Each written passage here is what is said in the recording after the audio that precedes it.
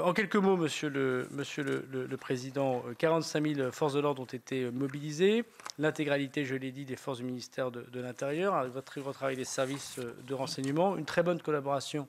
non seulement avec le ministère de la Justice, mais avec les procureurs de la République, qui ont su, je crois, être au rendez-vous d'un travail très important fait par la police et par la gendarmerie, mais une sociologie qui interroge. La sociologie des délinquants, des émeutiers interroge. Sur ces 3500 interpellations, j'ai eu l'occasion de le dire, la moyenne d'âge est entre 17 et 18 ans. Elle a tendance à augmenter un tout petit peu, puisque aujourd'hui, ce que nous faisons, c'est que nous allons chercher en interpellation des personnes qui ont été soit par les travaux d'enquête technologique que chacun comprendra ici, récupérer des personnes un petit peu plus âgées. Mais le dernier comptage que j'avais, c'est que la première personne qui a été interpellée a 11 ans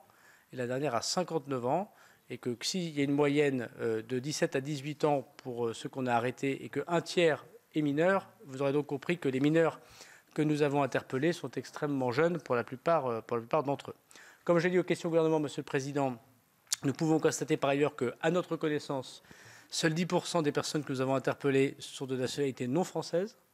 Et d'ailleurs, il y a eu 40 placements en centre de rétention administratif, ce qui est peu, avouons-le, sur 3500 personnes interpellées.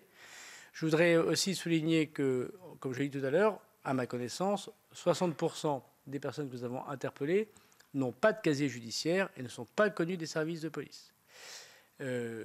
C'est évidemment difficile d'aller plus au-delà de la sociologie de ces personnes, puisque